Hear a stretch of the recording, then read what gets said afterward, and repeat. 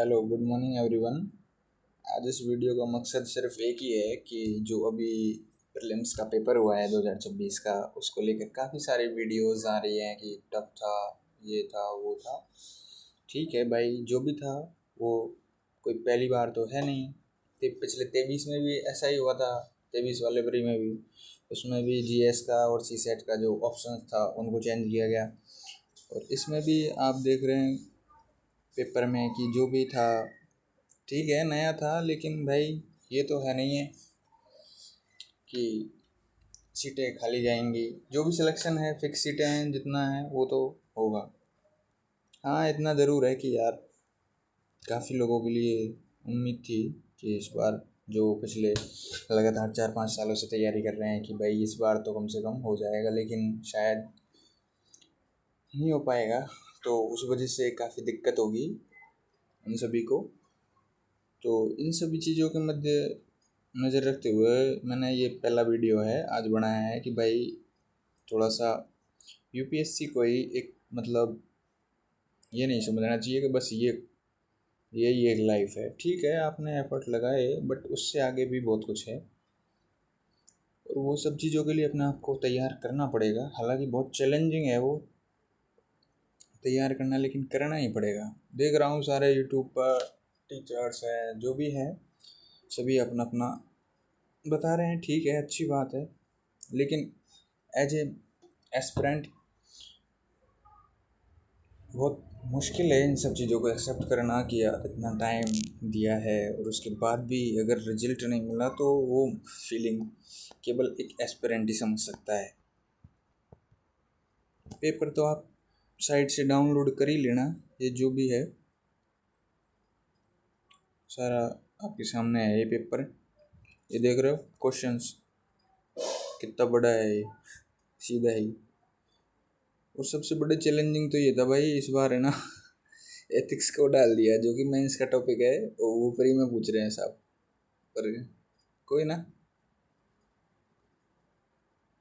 जो पूछ रहे हैं तो करना तो पड़ेगा ना, सिलेक्शन लेना है तो। और ये भी अच्छा था, देख रहे हैं नोएडा, बेंगलोर, कोलंबो स्थान और ये क्वेश्चन यार भारतीय सेना कोर के 3, ये जो मुख्यालय वाला है, ये भी थोड़ा अलग था।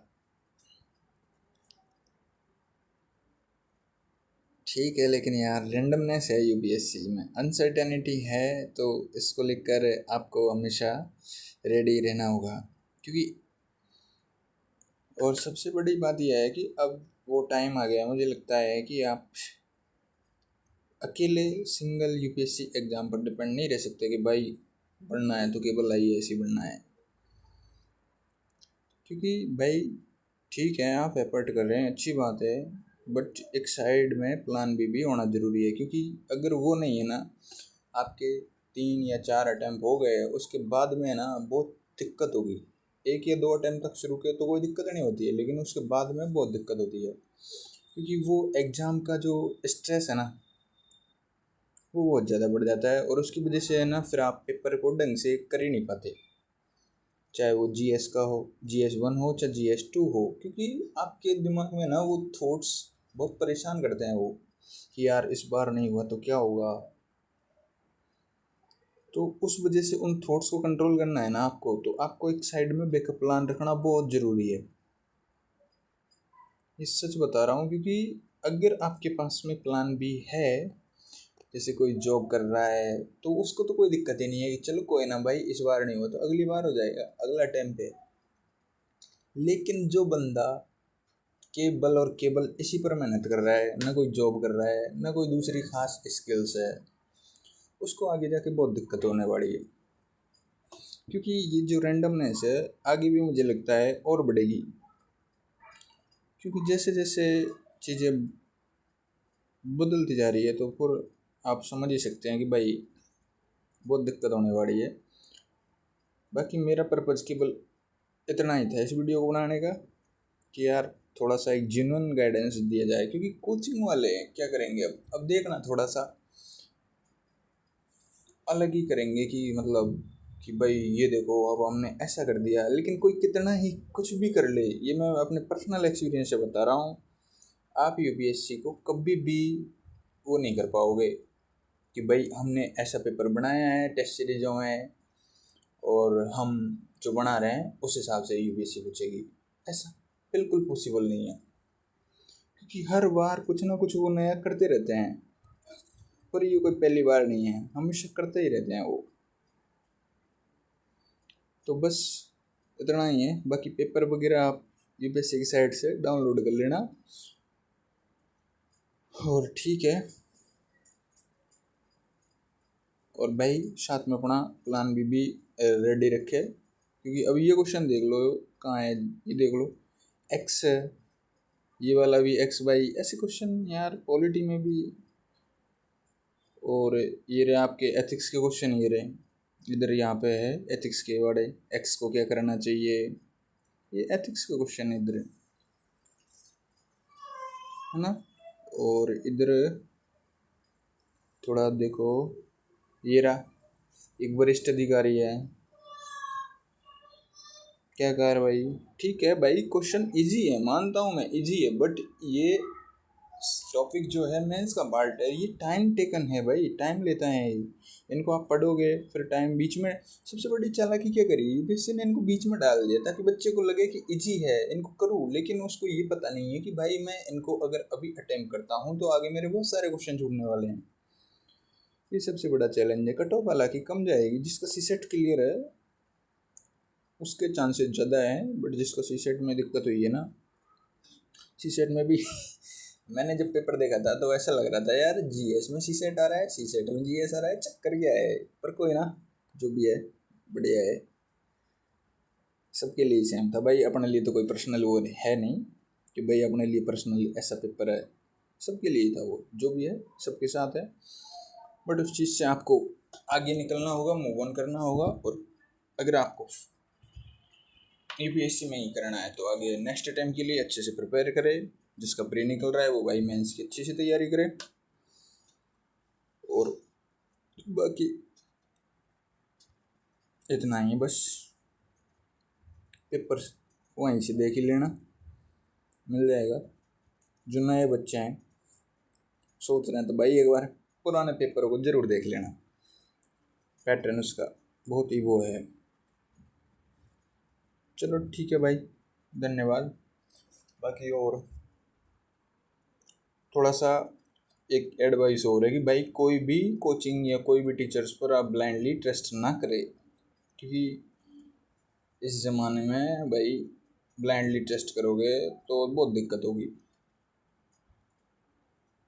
केवल कोई भी एक सिंगल कोचिंग या फिर कोई टीचर्स ये कहे कि मैं सिलेक्शन दिला दूँ तो वो पॉसिबल नहीं है, क्योंकि भाई वो ठीक है वो आपको बेसिक सिखा देंगे, लेकिन आपको एक्स्ट्रा एफर्ट आपको खुद करने पड़ेंगे, एक्स्ट्रा एफर्ट, चाहे वो प्रीलिम्स के क्वेश्चन की प्रैक्टिस हो, चाहे मेंस की आंसर राइटिंग हो, चाहे वो करंट अफेयर्स का एक्स्ट्रा मटेरियल हो, जो भी हो सोर्स को लिमिटेड रखें बस। कोई भी जैसे करंट अफेयर्स का जनरली सभी जन IAS की मंथली मैगजीन को, PT 365 को, उन सभी को ही फॉलो करते हैं तो ठीक है, वहाँ से भी होता है, एडिटोरियल की डिस्कशन भी, क्लासेज भी करते हैं, वो सब चीज़ें हैं, लेकिन यही है कि भाई आपको बहुत ज़्यादा अपने आप को अपडेट करने की ज़रूरत है, और साथ में सबसे बड़ा यही है कि आपको एक लिमिटेड टाइम के बाद आपको प्लान बी की तरफ भी काम करना चाहिए, क्योंकि आप अपने लाइफ का एक महत्वपूर्ण समय इसमें लगाने के बाद में अगर आपके पास प्लान भी नहीं है तो थोड़ा सा समस्या होती है। तो ये रियल है, वो ये बंदा वही फील कर सकता है जिसने पिछले 3-4 साल से एफर्ट लगाए और फिर दिक्कत होती है कि अब क्या करें यार, इस बार भी नहीं हुआ। क्योंकि मैंने काफ़ी एक्सपीरियंस को देखा है भाई इधर मुखर्जी नगर में भी, तो मतलब बहुत दिक्कत होती है। तो उस वजह से ये है कि जब आपका बैकअप अच्छा होता है ना तो आप अच्छे से फ्री माइंड से पेपर दे पाते हैं, अच्छा स्कोर कर पाते हैं, तो वो सब चीज़ें हैं। और फिर इतना प्रेशर नहीं रहता ना यार कि इस बार नहीं हुआ तो क्या होगा, ये थॉट्स आते ही नहीं है ना, ये थॉट्स। बाकी बेस्ट ऑफ लक, जिनका फ्री हुआ है उनको मेंस के लिए, और जो नेक्स्ट अटेम्प्ट की तैयारी कर रहे हैं भाई उनके लिए यही है कि अच्छे से पहले एक बार सिलेबस को कवर करें, प्रीवियस ईयर क्वेश्चन की प्रैक्टिस करें, टेस्ट सीरीज लगाएं अच्छे से करंट अफेयर्स को भी बहुत बड़ा रोल है इस पेपर में देखने को मिला है, तो उन सभी को अच्छे से रेडी करें। और उसके बाद ये नहीं कि ट्रायल कर लेता हूँ मैं, पेपर देख लेता हूँ, इस बार तो कुछ नहीं होगा भाई देखने से, वो यूपीएससी फिर आपको देख लेगी। इसलिए अच्छे से प्रिपेयर करें और तभी अपना अटेम्प्ट दे कि हाँ भाई अब मेरा सिलेबस मतलब इतना हो गया है कि मैं आसानी से इसको कर सकता हूँ। जब आपको फील हो तभी दें। हालांकि सिलेबस यूपीएससी का कभी कंप्लीट नहीं होता 100%, बट इतना है कि भाई हाँ कि भाई मैंने सारी बेसिक्स बुक्स हैं वो पढ़ लिया, जो बेसिक है जो भी जितना भी बुक्स हो नोट्स वगैरह जो भी है आपके पास में, जो भी सोर्सेज हैं वो मैंने कवर कर लिए हैं और मैंने टेस्ट भी ठीक ठाक लगा लिए हैं, तब जाके आप यूपीएससी का अटेम्प्ट दें। मेंस का भी अच्छे से पढ़ लिया है, ऑप्शनल अच्छे से पढ़ लिया है, सीसेट को भी अच्छे से पढ़ लिया है, तभी आप अपना अटेम्प्ट दें। अन्यथा आपका अटेम्प्ट केवल और केवल काउंट होगा कि भाई एक अटेम्प्ट हो गया, बाकी कुछ नहीं होना। क्योंकि फाइनल लिस्ट तक पहुंचने के लिए आपको बहुत सारे एफर्ट लगाने होंगे। काफ़ी सारे सेलेक्टेड भी लोग बार बार देते हैं, लेकिन इस बार तो अब ये ठीक है कि भाई ग्रुप ए की सर्विस आपको मिल गई है तो आपको केवल एक ही अटेम्प्ट मिलेगा, ये भी सबसे बड़ा वो है। अब पहले तो जैसे ग्रुप ए में थी फिर भी देते रहते थे, आईबीएस वाले भी आईएएस के लिए करते थे ट्राई कि बार बार दो भाई, लेकिन इस बार अब थोड़ा ठीक है कि एक ही अटेम्प्ट मिलेगा आपको अगर आपको ग्रुप ए की सर्विस अलॉट हो गई है तो उसके बाद। तो ये भी है चेंजेज। बाकी थैंक्स, आगे बस इतना ही इस वीडियो में। और एक जेन्युइन पर्पस था कि भाई थोड़ा सा कोचिंग्स वगैरह पर भी ब्लाइंडली ट्रस्ट ना करें, क्योंकि ठीक है बेसिक करवाते हैं, मानता हूँ जो कोई नया बिगनर है उसके लिए बेसिक करवाएंगे, लेकिन आप कंप्लीटली कोचिंग पर डिपेंड नहीं रह सकते, क्योंकि यूपीएससी जो सेट करती है ना पेपर वो अलग ही लेवल का होता है, कोचिंग्स का थोड़ा अलग ही लेवल का होता है, उसमें मार्क्स भी अच्छे आते हैं, चाहे वो प्री का हो, सी सेट का हो, जीएस का हो।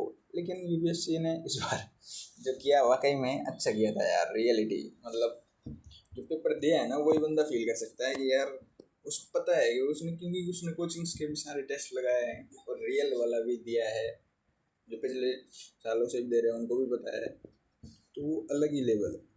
तो इसीलिए भाई ये नहीं है कि भाई आपने किसी एक कोचिंग में एडमिशन ले लिया है ना, सेल्फ बाड़े भी अच्छे से कर रहे हैं और कोचिंग बाड़े भी अच्छे से कर रहे हैं, हर चीज़ के पॉजिटिव और नेगेटिव दोनों एस्पेक्ट है। तो अपने अकॉर्डिंग आपको जो बेस्ट लगे उस हिसाब से करेगी भाई। सेल्फ स्टडी से भी काफ़ी लोग अच्छे से कर रहे हैं, कोचिंग से भी अच्छे से कर रहे हैं, तो हर चीज़ के फ़ायदे भी है नुकसान भी है, कभी भी एक ही पक्ष को आप पूर्ण तरह मतलब स्वीकार नहीं कर सकते। तो बस यही है कि आप अपने सिचुएशन के हिसाब से आपको जो बेस्ट लगे उस हिसाब से करें और जैसा आपको अच्छा लगे वैसा करें। और बाकी एक सही गाइडेंस सही टाइम पर मिलना भी इसमें बहुत ज़रूरी है। सही गाइडेंस बिल्कुल, क्योंकि टाइम निकल जाता है उसके बाद एक चीज़ पता चलती है कि यार शुरू में क्या करते हैं जनरली लोग कि यार एक अटेम्प्ट तो ऐसे देख लेते हैं फिर वो यूपीएससी आपको देख लेती है। देखना नहीं है भाई, सीरियसली प्रिपरेशन कर रहे हो तो अच्छे से प्रिपेयर करो, फर्स्ट अटेम्प्ट अपनी पूरी एनर्जी पूरे उसके साथ दो तब तो मज़ा है, वरना देखने में तो कुछ नहीं है। क्योंकि बाद में जब नंबर ऑफ अटेम्प्ट्स बढ़ते जाते हैं तो फिर यार एक प्रेशर हो जाता है कि यार इतने अटेम्प्ट्स हो गए अभी तक, मतलब वही है कि अटेम्प्ट्स बढ़ जाते हैं, फिर वो भी प्रेशर क्रिएट कर देता है। तो तभी आप अटेम्प्ट दें जब आप अच्छे से अपनी बेसिक बुक्स हैं उनको रिवाइज कर ले, नोट्स हैं जो भी ऑप्शनल के हो चाहे सी सेट का हो, मेंस के अच्छे मेंस लेवल की भी, ये नहीं कि आपने प्री की सब्जेक्ट्स को पढ़ लिया और दे दिया भाई। मेंस का भी पेपर देना है आपको, तो मेंस के लिए भी अच्छे से आंसर राइटिंग वगैरह करके ढंग से थोड़ा तभी पेपर दे, तभी अटेम्प्ट दे अपना कि भाई यहाँ अब अपना सही है। चलो भाई ठीक है, धन्यवाद। बाकी मिलते हैं फिर नेक्स्ट वीडियो में, आगे कंटिन्यू रहेगा। जिन्होंने जो भी गाइडेंस है, जो रियल एक्सपीरियंस है, वो आपको इस पर मिलेगा। पर्पज़ यही है कि इस चीज़ का कि यार life is too short from learn our experiment, but you have to need learn from others mistake। आपको दूसरों की गलतियों से अगर सीखोगे तो आपका टाइम बचेगा कि भाई सामने वाले ने क्या क्या गलती की, क्योंकि सिलेक्शन के बाद तो सब कोई हर कोई आपको बता ही देगा कि भाई मैंने ये किया था वो किया था, लेकिन जब उस जर्नी में होते हैं तो आपको पता चलता है कि भाई क्या क्या मिस्टेक्स थी, वो नहीं करनी चाहिए थी। तो उन सब चीज़ों को आप अगर अच्छे से अप्लाई करते हो तो आपका टाइम बच जाता है और एक सही गाइडेंस सही टाइम पर मिल जाती है। तो वो एक बहुत बड़ा लक होता है वो, क्योंकि टाइम निकलने के बाद फिर गाइडेंस मिलने का कोई मतलब नहीं रह जाता। वो चीज़ें धीरे धीरे हम एक्सपीरियंस से सीखते हैं, लेकिन वो अपने एक्सपीरियंस से सीखने के बजाय आप दूसरे से सीखो ना उन चीज़ों को कि भाई उसने क्या क्या गलतियाँ करी, तो उन सब चीज़ों को अपन पहले ही अगर उनको ना करे तो अपना सिलेक्शन के चांसेस ज़्यादा बढ़ जाएंगे।